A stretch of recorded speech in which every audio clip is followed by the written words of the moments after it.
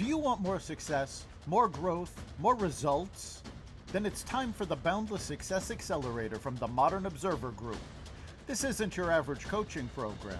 It's where top performers come to dominate. Weekly group sessions, on-demand coaching, a community that's got your back, and a power-packed library of tools to supercharge your business and career. No more excuses, no more waiting. Get in, level up, and start building the life you've been dreaming about. Visit us at modernobserver.com/boundlesssuccess to join today. Let's get you to the next level.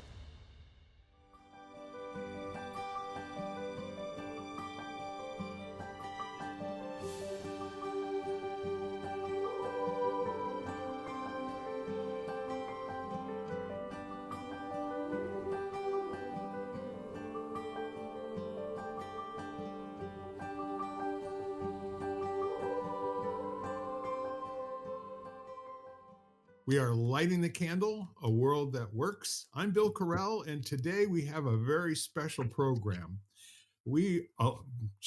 My original guy that helped me get this whole thing off the ground 4 years ago, Eric Lopkin, who's been producing. So Eric, if there's anything that needs to be edited, you're going to know because you're going to participate in it today. Absolutely. I'll know immediately. Yes. And then there is my partner in crime and other good things in the world, Jeremias, who I lovingly refer to as my twin. And I don't know if that's getting old or not, but I think the fact of the matter is that the two of us have just got so much in common, and we're so different. It's just a lovely, chemistry between the two of us, I say. So we're here again, celebrating having hit 200 recordings in our podcast series, Lighting the Candle, a World That Works. In the beginning, I really didn't know where we were going to be or if we would go more than 10 or 15. And then Eric say, well, y'all don't have that much to talk about anymore. So I guess we can move on and do other things with our lives. But no, you've stuck it out with me. And you've also been so supportive, in the 100 person question deal. I mean, simple questions for 100 people. I love it all. It's just been great. So let's kick it off right now.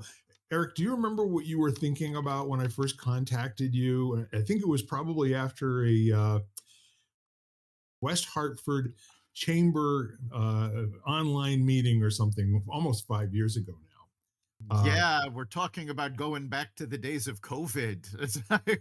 Yeah, in the early minutes, right? Yes. So I had said something in the introductory period, because we all get a minute and then we have to shut up for the whole rest of the show for that particular group get together.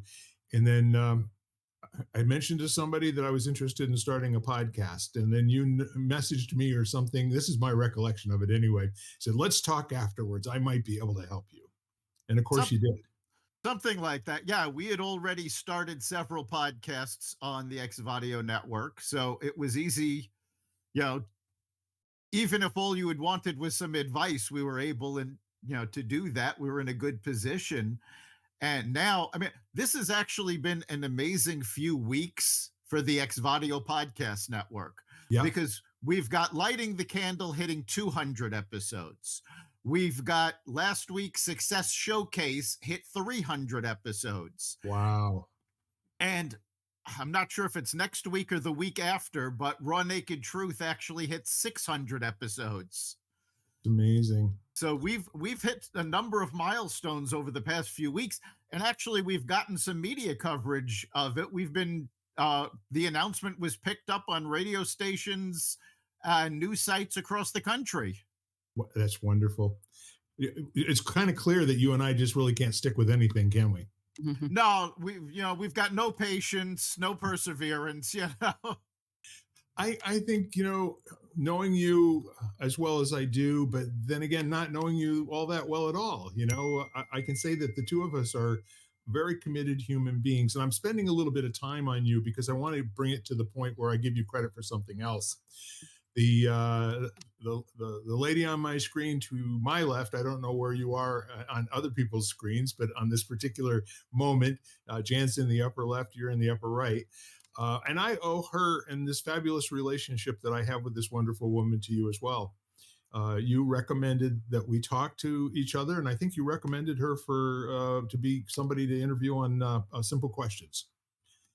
I don't remember if it was simple questions or if it was, lighting the candle, but Jan and I met at a local chamber event and we were Yep. regular attendees at that meeting, got to know each other. And I said, you know what? This is somebody that Bill needs to know. Yeah. Those were the days. Remember that? We just referred people for the sake of referrals because we're all just looking for great people in our lives. Yes. Yeah. And so, Jan, here you are, and we're coming up on, if not already, pretty close to 2 years, that you've been on here as a co-host. And there were four of us for the longest time. And then it's just been you and me getting together, having amazing conversations once a week. Yeah, it has. Great conversations. Yeah, and I think it must be at least 2 years, maybe possibly more at this point. I don't know. And It runs together a little bit. yeah, it does. It does. And just yeah, and just it's always amazing to me because I think sometimes when I feel like there's no more to say or we've run out of things to say, there's always more to say. Well, I think that's what intelligent people do is they generate the next thing and the next thing. Absolutely. Or people who think they're intelligent, at least. Yeah, I mean, there's something great about the tangents that you start off with something and then just see where it goes. And some of those conversations have been absolutely amazing. And I mean, I've started to think of the time I spend editing the podcast, going through it all almost as meditative. It's like, well, let's just see where this is going. Yeah. Yeah, I think people who are not listening to our podcast are missing out on something really great.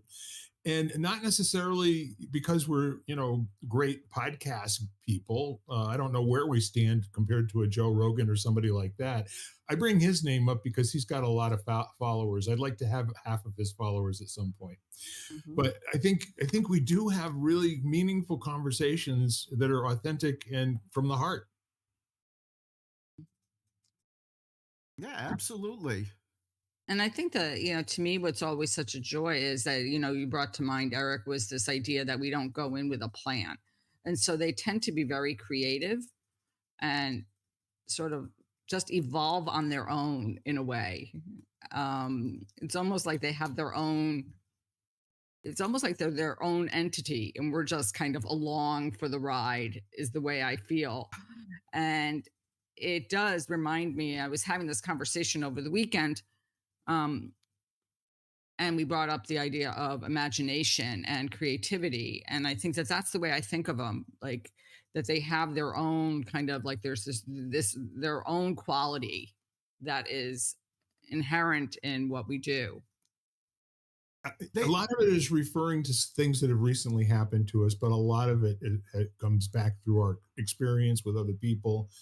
Um, and all the conversations we've had before, we've got a body of work here. It's pretty amazing to me. Eric, 2 weeks ago, I think we talked, and you had asked me to come up with a list of different words or topics that would have been included in in one of our podcasts. And I went to Spotify, where it automatically gets generated, into a text format on that platform. And I just copied all of that and I put it into Chat GPT, and I was freaking amazed by what it gave me, as a, it looked like something you would see in a white paper, from a university doctor or something like that, where it's talking about, and then Jan said, and then Bill said, and then there was a thought about, and it's a remarkable way to go back and relive the podcast without having to listen to it. It really is. I mean, and there have been so many varied themes. I mean, like Jen said, you never know where it's going to go. And Right. there is that imagination aspect to it, which I think, I've been doing podcasts in one form or another for about 15 years. And that's one of the things that sets this apart. There is no set topic, there is no script to follow. It's just wherever the thoughts take you. And I think that's part of the charm of it. Yeah. Yeah, the format is no format. If Seinfeld was a show Right. about nothing, we literally are jumping out of an aircraft every week, and we don't know where we're going to land. Yeah, so it's remarkable. You think back over the years, what's been going on outside our four walls, each of our four walls. Some good, some not so good. Some highly stressful, et cetera, et cetera. But in the midst of all of that, there's also been some remarkably positive things that have occurred. Um, and I think back, I want to presence for a moment all the other voices that we've had on this podcast over the last 5 years, including, I can't really even name all of them right now, but Shelley Kohler, um, in the early days, having folks around like Ken, uh, Ken Caputo. And where this all kind of started was I had been talking to these folks on the phone, and it would be like an hour-long conversation before we knew it. And then one of us or the other one would say, "Gee, I wish I had a recording of this. There's some really good stuff we're talking about."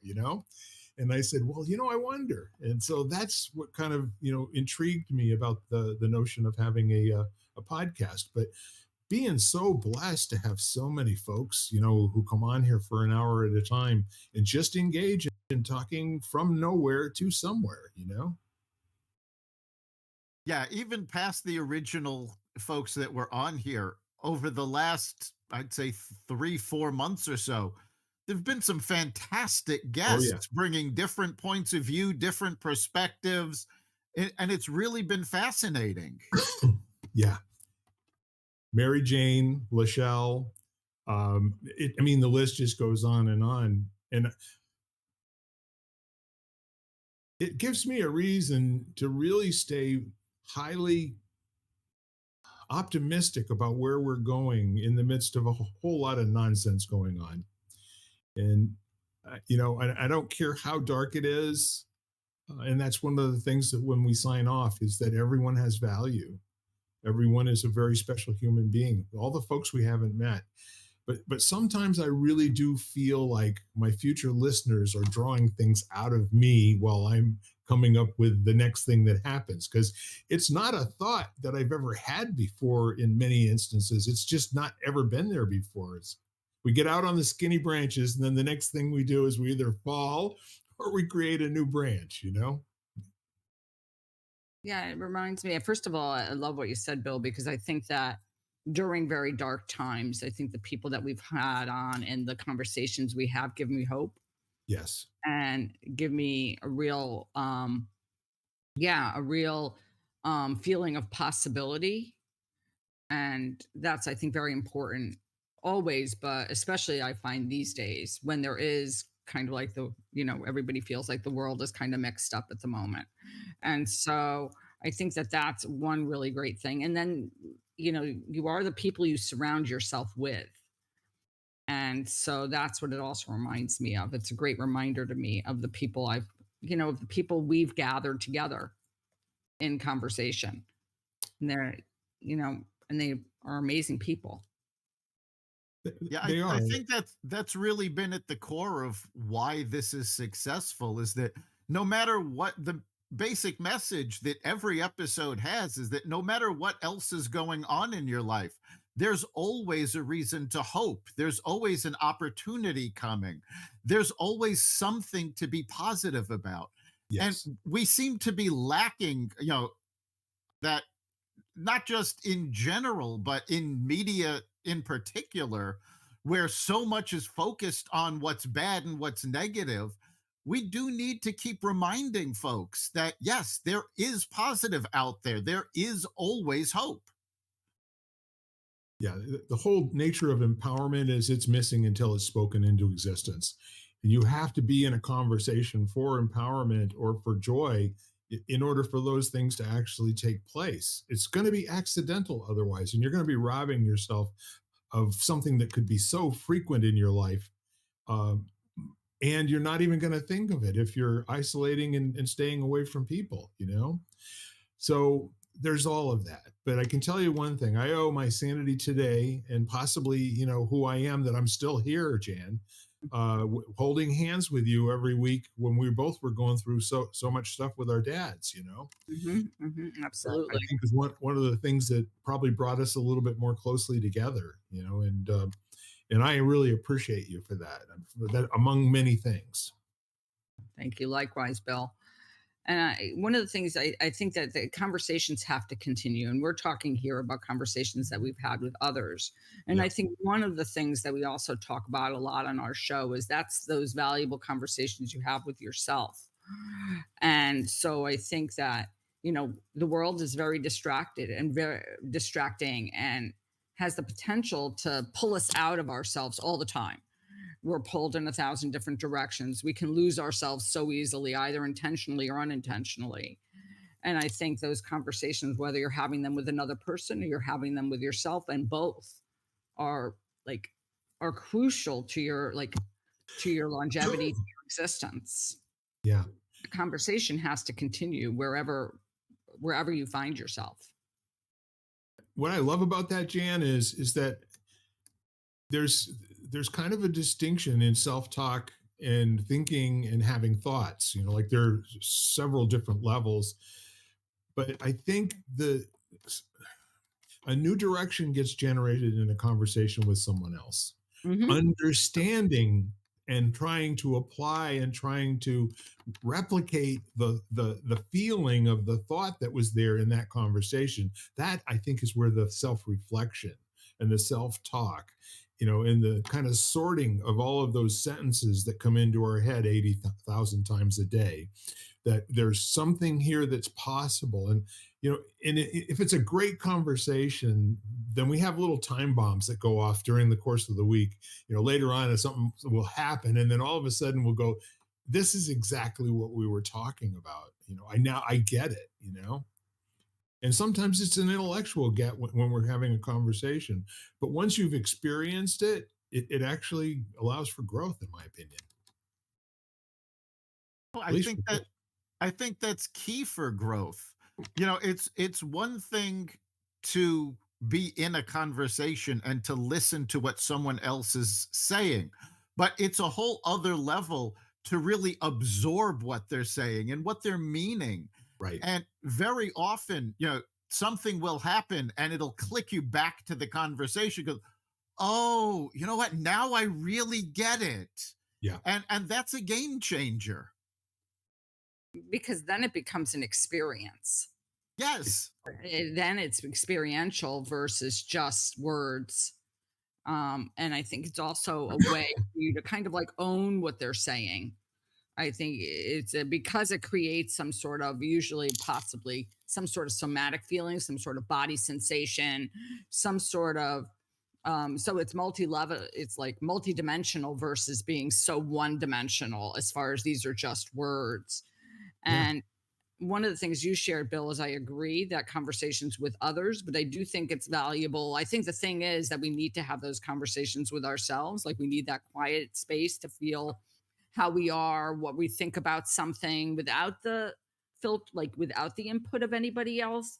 But it's very easy for us to get caught in those same patterns or the way we think because we have one. And that's the gift to me. If, somebody else is going to call you out and say, I'm sorry, what you're thinking is a whole lot of BS at the moment, kind of thing, like get out of your own way.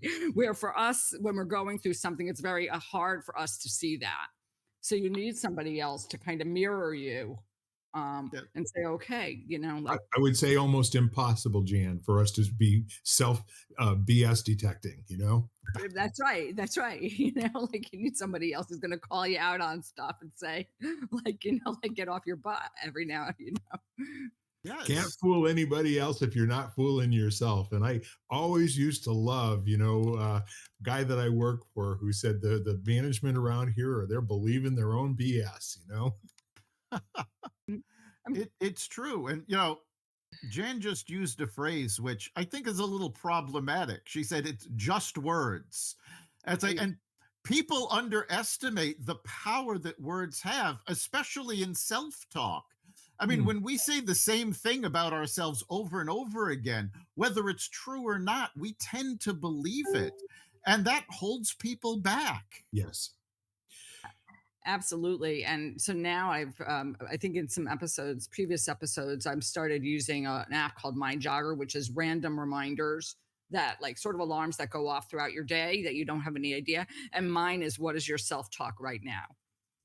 And it's so interesting for me to see what I'm saying to myself and how often I say the same things over and over to myself, to the extent where now I laugh, like, because I'm like, almost like, really? Like, you're back there again, like, kind of thing. Like, are you, like, you haven't learned yet? This isn't useful.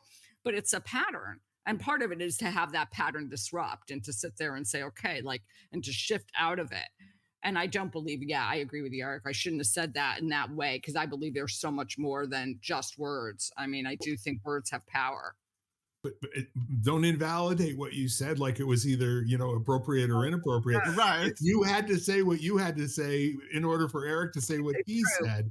But the, True. the really cool Right. thing I is wouldn't have also, even thought of it if you hadn't, used that phrase. So Right. it's part of the spiral that creates the experiences that you were talking about. yeah, forward to the future from here. If you look at life, like life is not what happened, but it's what's going to happen. In my preparation right now, it's very brilliant of you.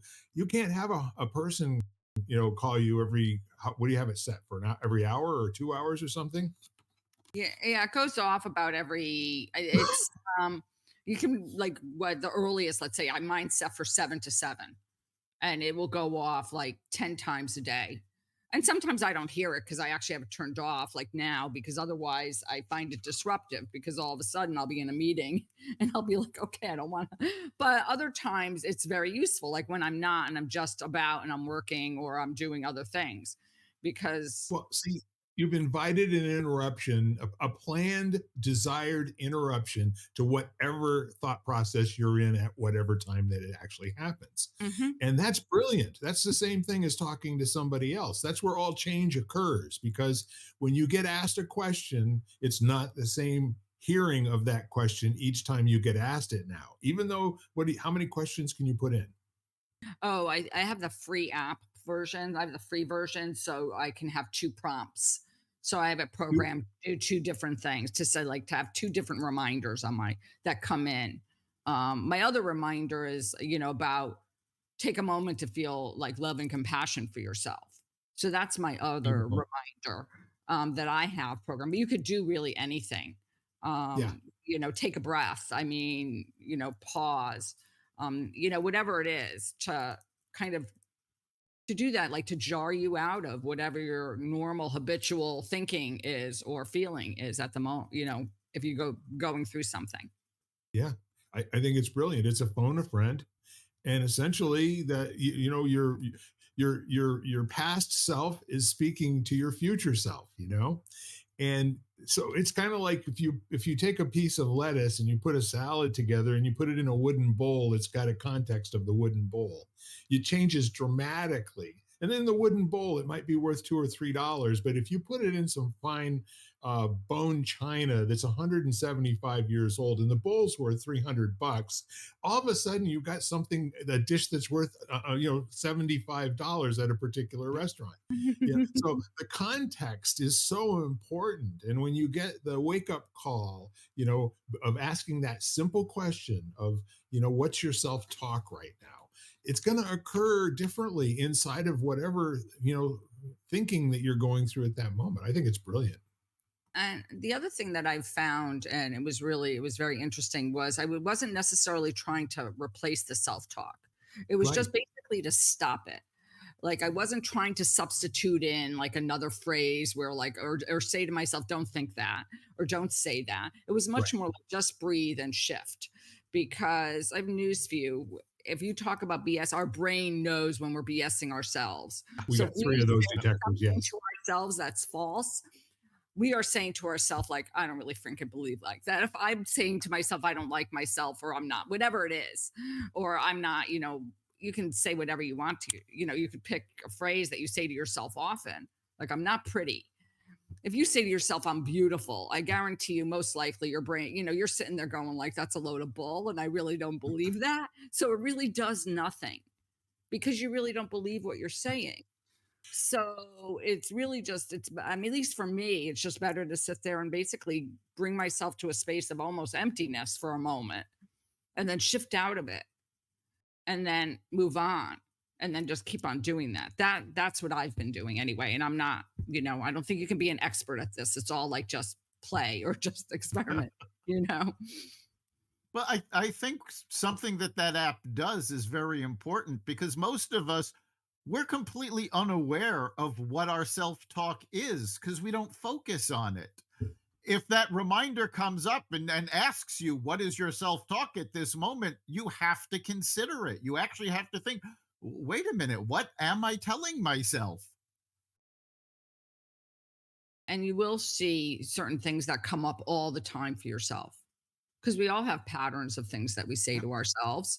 And I think that's what's so, that's really interesting. And like I said, and then all of a sudden you realize how often, and it almost becomes funny because you like can't believe that you spend so much time there. Well, here's an interesting thing that I'm observing in what you're talking about. Clearly, the interruption of an audit question, what's your self-talk right now, versus a you are beautiful affirmation, for you to continue to look at and try to find the beauty in yourself. Take a minute now and describe what's beautiful about you. Maybe it's how you think. Maybe it's, how you picture the world. But what happens in people's lives is that their self-talk becomes the BS that programs them. Okay. Mhm. And what happens after a time is that you what have narrowed your possibilities because it's just, a tinier and tinier and tinier space. I don't know if you know what Sylvester Stallone's story was, before he decided to become an actor, but he was homeless. He lived on the street. He had to sell his dog Butkus, in order because he couldn't feed him. Okay. And finally, one day he said, I can't listen to myself anymore. I've got to go and be more. And it's such an important thing for people to understand is that the world as you think you see it isn't the world as it is.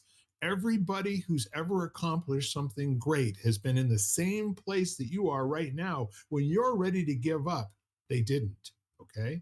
And that's something you can look at over and over and over again. It takes great failure in life to really have the possibility of maintaining and feeling the success of any type of achievement. You can't not fail and achieve at the highest levels. You have to have been at some point in your life and say, I'm not going through this. I am not squandering my life being who I am. Okay. And then when you do that, that's when you really start seeking out, not just the reminders to interrupt and all those sorts of things. You go back to where, what was I listening to when I was actually feeling achieved? Who did I have around me? How do I get back into that sort of a circle again? And I don't know about how it is for you two folks. You're both wonderful human beings. You provide a lot of that for me. But there are a lot fewer voices out there that I used to get that from. They're just not there anymore. They're gone. They've passed on to their next existence.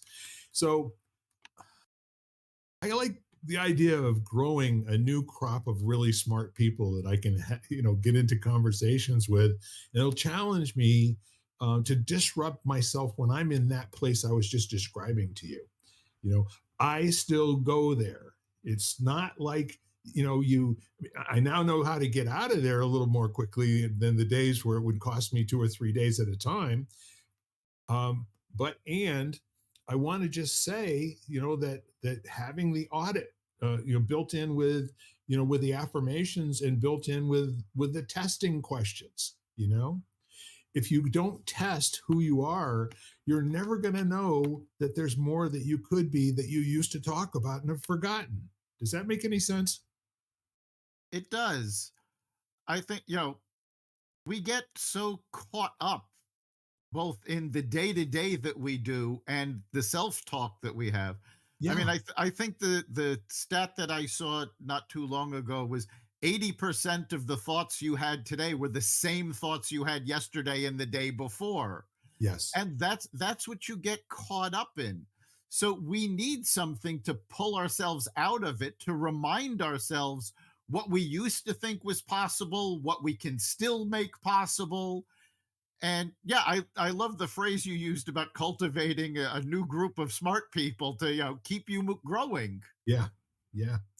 Well, along the lines of what you're saying, Stephen Covey is one of the smartest people I know in terms of communicating transformational, appropriate behaviors to other human beings on a grand scale. Okay.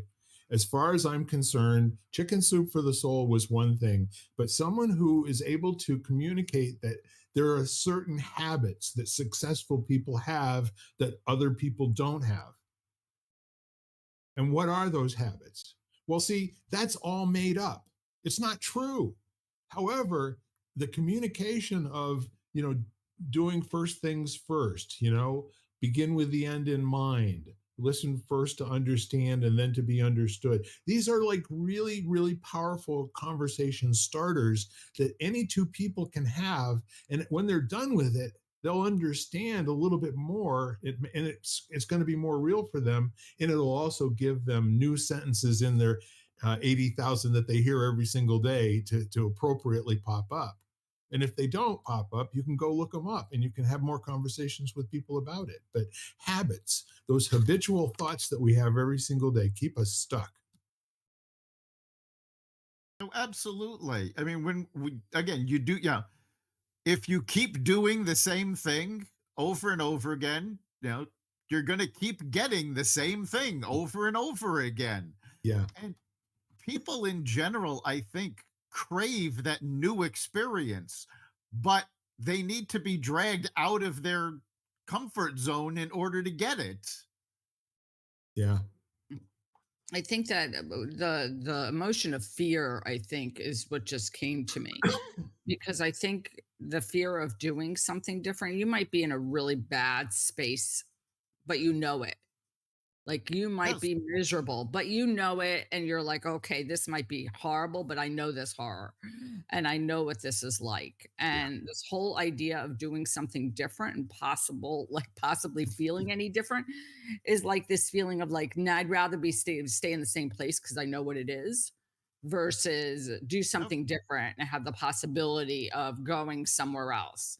And I think that's quite often, because I know I've been in that place and I meet people in that place, is like, you might know this is rotten, but you're like, this rotten becomes not even that it necessarily becomes comfortable, it just becomes familiar. Well, I'll tell you what, it is the old being comfortable with being uncomfortable. You're not uncomfortable with it anymore. You're numb. Okay, you're actually Yep. on a morphine drip that's going nowhere fast, and quite frankly, it's wrapped in a cocoon of resignation that it will never work out, and there's no way out of it. However, in an instant, one thought that you put there in an answer, you can finally just say what Stallone said. I'm not doing this anymore. I'm just not doing this anymore. I'm not going to squander my life being who I am right now. Now, he didn't say those words. I'm saying he said those words. So I'm making it up, but not the story of him having to sell his dog. That touched me. He got some money. I don't know if you know the story of Butkus, but he brought Butkus back in Rocky. Okay. Mhm. That was his Yes. real dog. And I'm going to leave it right there because I'm going to be bawling here in a minute. But I'm just telling you, being an undauntable champion for the possibility of human beings, for all human beings, wherever they might be, I cannot accept that people are willing to just sit in resignation when there's a feast just beyond your next decision. I don't know that they're willing to sit there. I think it's a matter of people need to get to the point where the optimism that things can be better outweighs the fear that they can be worse. Or the fear that they can be better and you won't know what to do with it. Yes, that too.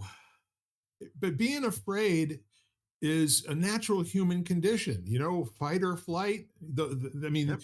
that according to Freud, and again, his stuff, his BS is all made up as well. It's not true, and it's not true that it's not true. Okay, but the point of it is, it's modeling in English words what people can start to use to understand other people, until they start techniquing them with it. You know what I mean?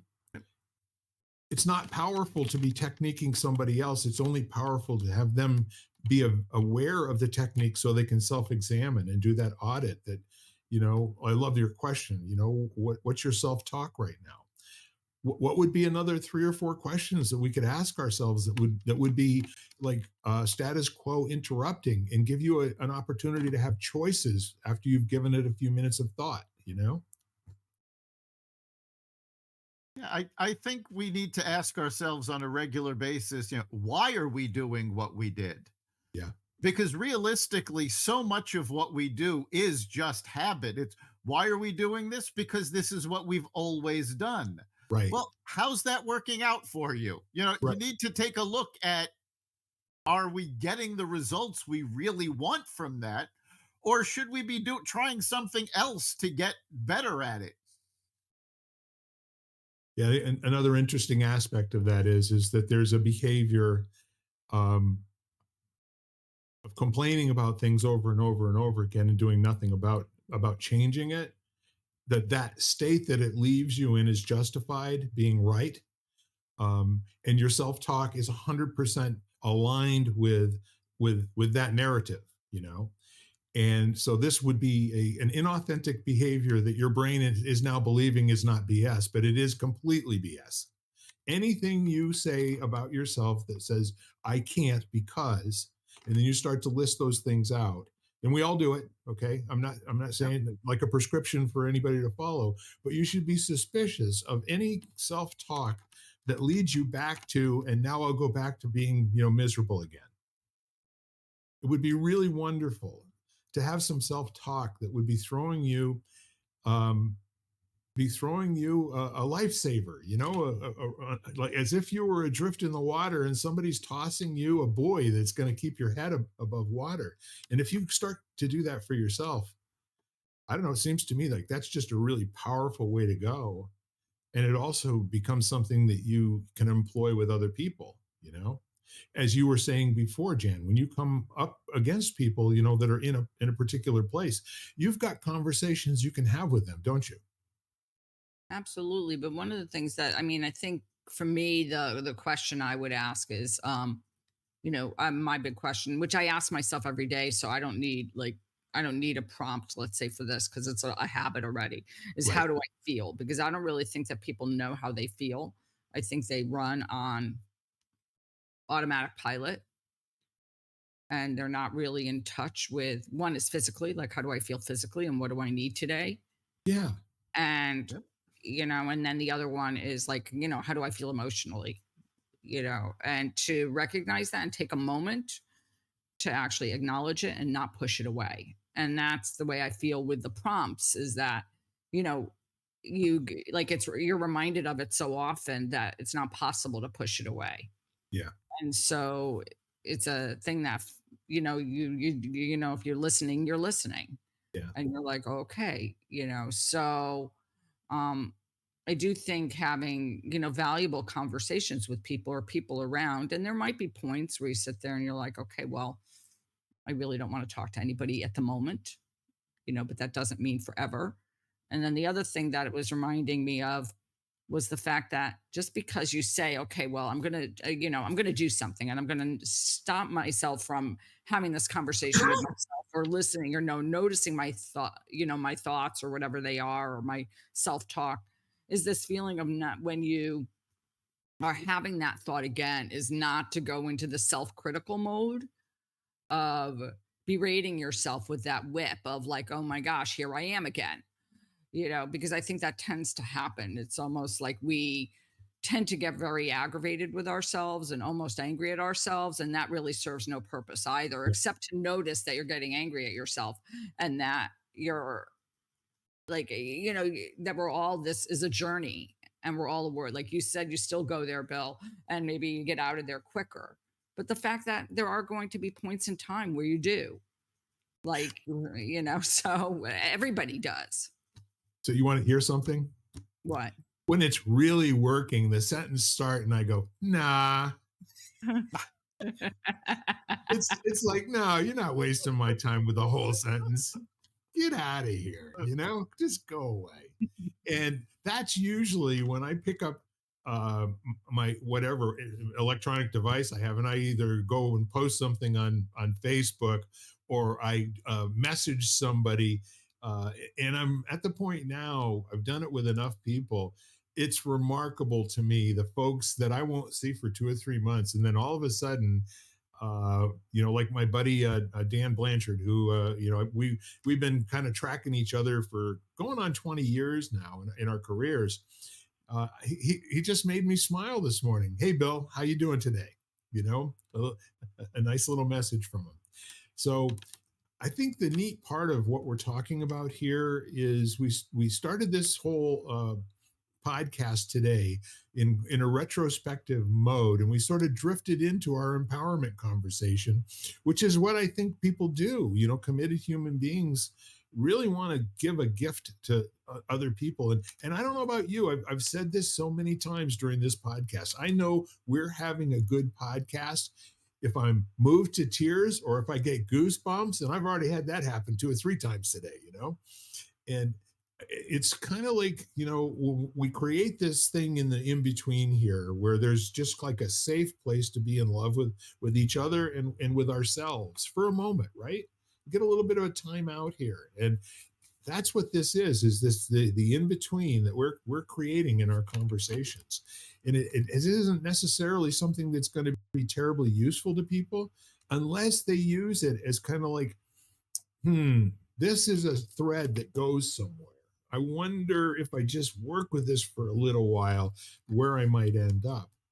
But the habit of going into a dark place, being there, having the repetition of all the thoughts, going through a self-anger or a self-doubt or anything that makes yourself bad and wrong, ends you back right at the beginning, and you got the payoff, right? The payoff is being right.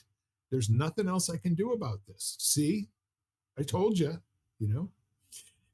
So that room, don't go in there. And once you go in there, get the hell out of there. Don't go in there. Yeah, as you're saying that, it just made me think of an old joke about guy has his final wish is that on his tombstone he wants written, "I told you I was sick." Yeah. You know? Yeah, and it brings to mind something else. We never talk politics on here, but there's this meme going on around now. I want to use this to sort of, illustrate that point.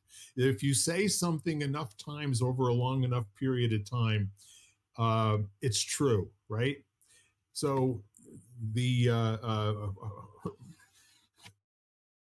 Bernie Sanders talking about oligarchy.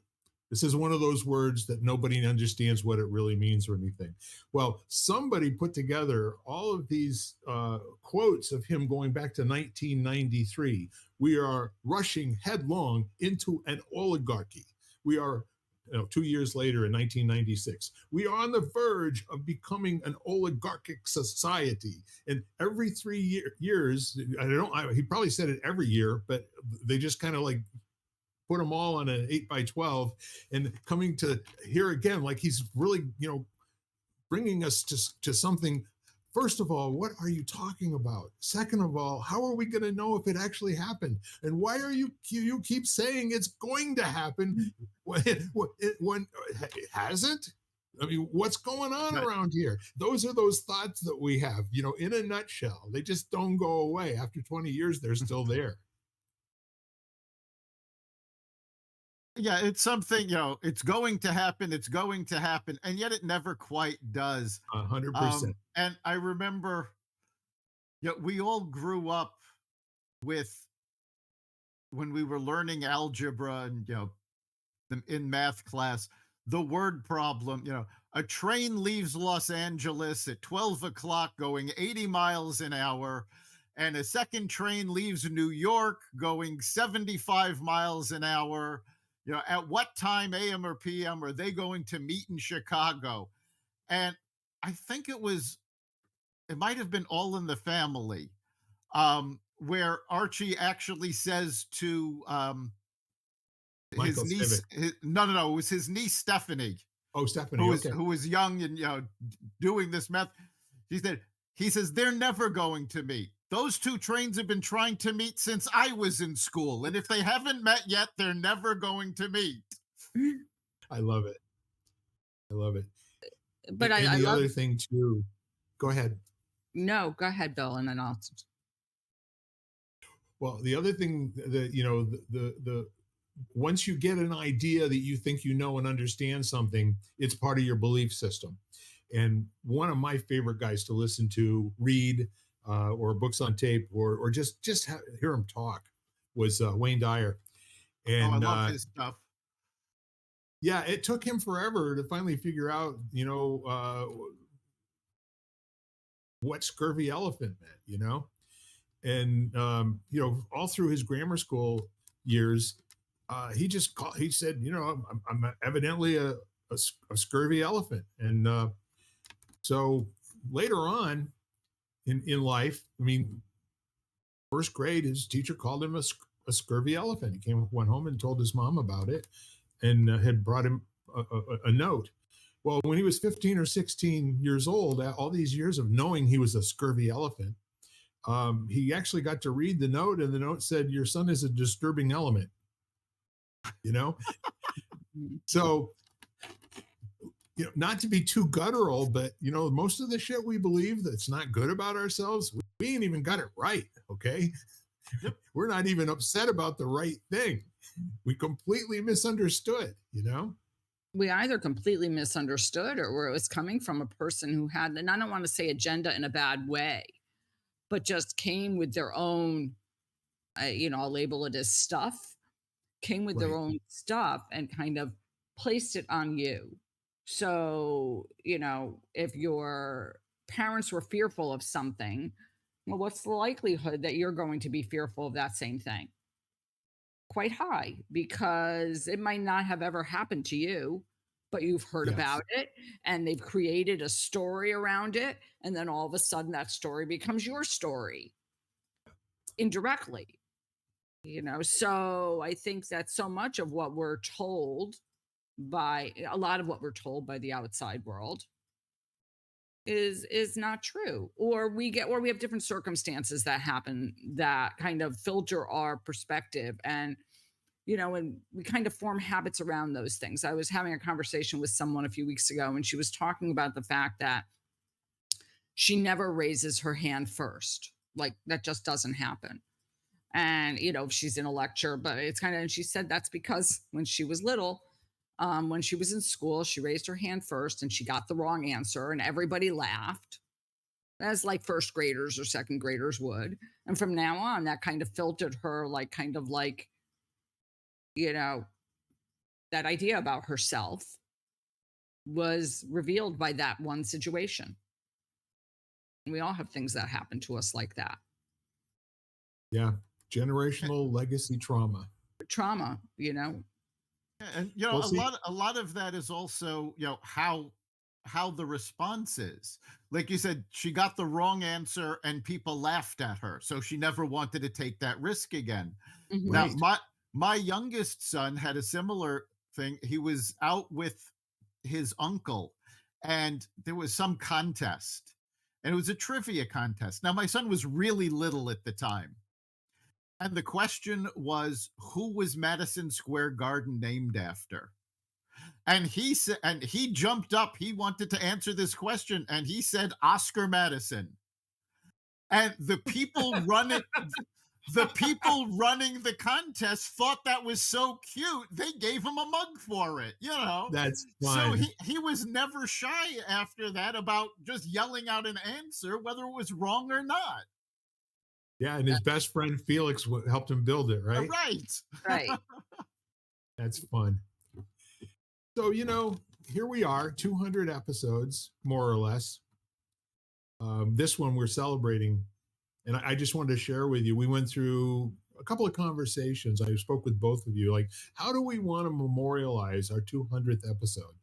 And I was thinking that maybe we would do like a panel of, if we had 15 different speakers or 20 different speakers, I send an invite, those that could make it would show up. And Jan said her thought was that maybe just you and she and I would do this thing and have a conversation, and then maybe invite more people to come and do it over the next month or two. Those that can. And Eric was of the mind that I was, that it would be really cool to like more is more, kind of a deal. Uh, but I listen to my friend Jan whenever I can. And it has absolutely nothing to do with making her happy. It has everything to do with owning the wisdom in what she has to say. And Oh, that's one of the, she's a very smart person.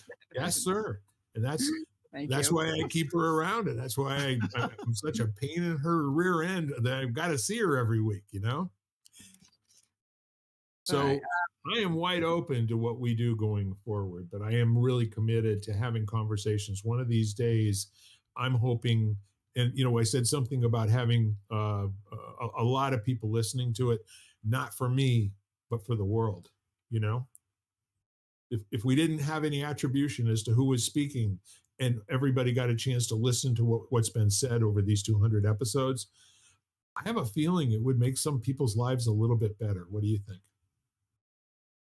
Absolutely. I mean, I love the fact, I mean, yes, I was geared toward, I just felt like, I don't know, there's something treasured about each person. And I thought that that might be more obvious or just apparent if it was smaller group, as each person gets to bring value. But that's not said to Eric's original point and to yours, like the conversation evolves based on the individuals that reside in that conversation that are present. Yeah. Trust me, whatever we did was going to be great. Okay. Right, exactly. There's no way to get it wrong. And I think that's the lesson for life as well. You make your plans and you get, derailed by the first thing that's not lining up with those plans. And now you've got to invalidate the planning, No, enjoy the moment. Keep going. Keep kicking. Keep scrapping. Laugh. Have a good time. Yeah, keep moving forward. And I think there's something almost poetic about not having planned the 200th, because every episode starts without a plan and you Yep. see where it goes. So I think having the 200th come and not really having a plan for it and seeing where it goes, and not just 200, but 201, 202, as it keeps moving forward, and just seeing what takes shape over the course of the podcast. Yeah. Well, this is a good. You're going to love this part because Eric and I both know, and I think you do too, Jan. We actually recorded the 200th recording. I don't know, 3 weeks ago or so, or a month.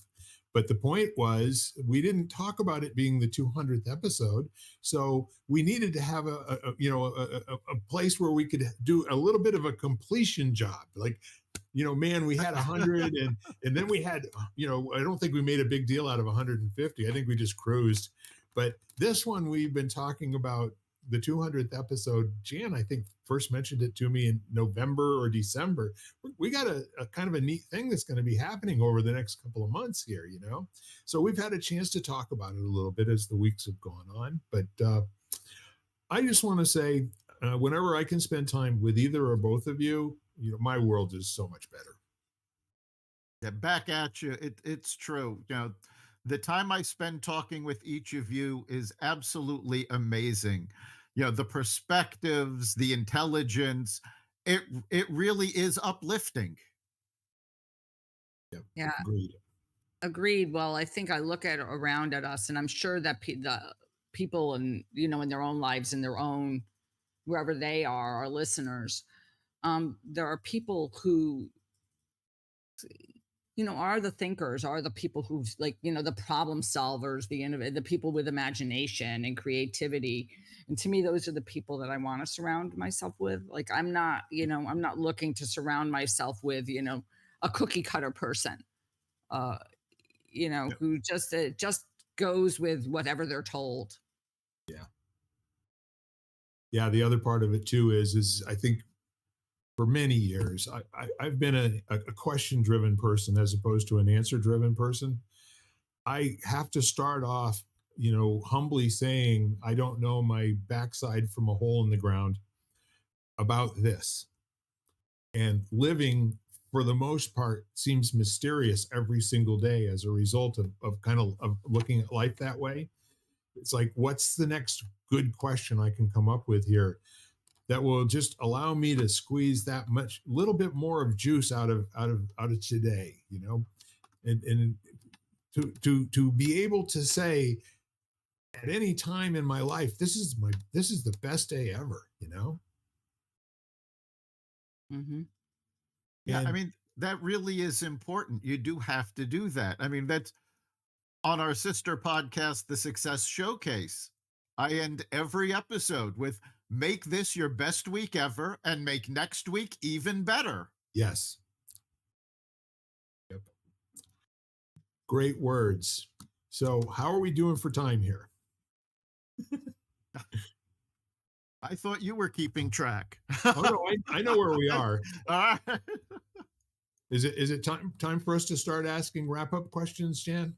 No, actually, was supposed to have a meeting at 2 with Mary Jane, and Yeah. this one, One of my other Darlene. favorite people on the planet. Yeah, Yes. and my friend Darlene, who were doing a project together, but Mary Jane had to cancel. So I have a little bit of leg room. So if we decide wiggle room. So if we decide we want to go a little longer, I can, or we can end. So either way Well, is fine. life is going to be coming up for me shortly. I have to drive my wife around with our convertible top down in the 55 degree weather and take her down to Groton so she can get her hair cut. But I want to say in the meantime, first of all, just in terms of other thoughts that you have, or maybe something that you wanted to express that you recall now that didn't get a chance to come out in the last hour. Mhm. I don't know that there's anything that I wanted to express, given that, the whole point of this was to see where conversation went. So there was nothing planned. I think we do need to take a moment because most people don't do this in their lives and appreciate what it is we've just accomplished with 200 episodes. Mhm. I mean, I belong to a number of Facebook groups of podcasters, and periodically they'll keep asking the question, well, who here has had a podcast get over 50 episodes? And there's rarely more than a handful of responses. And Right. we've just hit 200. I mean, that it says something about our commitment to doing this, our perseverance, and the fact that the reason we're doing it, it's obviously not monetary. We want to make a dent in the universe and Yeah. get people to change a little bit for the better. Yeah. Absolutely. And I In love their what lives, according to what they want to be changed to. Right. Yes. and I love what you shared, Eric, for that idea of savoring the moment. Yep. And I think in a fast-paced world where we're kind of always looking to the next thing, and I'm so guilty of this at times where I sit there and I'm like, okay, what's next? Oh, You we know, all are. and I'm so good at this. I'm like, okay, I got this off my list. What do I do next? And I don't take a moment to even take a breath, even, but to sit there and say, okay, well, take a moment and just savor the fact that you just completed this, or that this is a big deal for yourself, because that's the other thing we don't do. I don't think we don't acknowledge ourselves enough. I think we're, so it gives you an opportunity to sit there and say, okay, yay me. kind of attitude. Yes. I'm going to join you and say I'm pretty damn proud of what we've done. This is going on 5 years worth of work.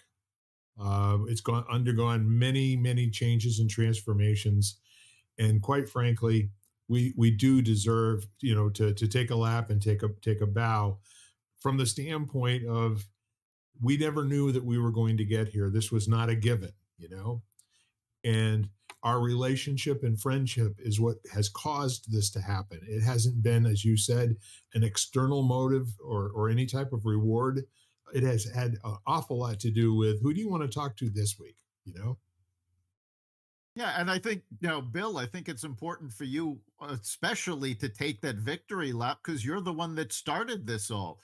I mean, when we first talked about making it a podcast, you were already doing this on Facebook. Yeah, that's right.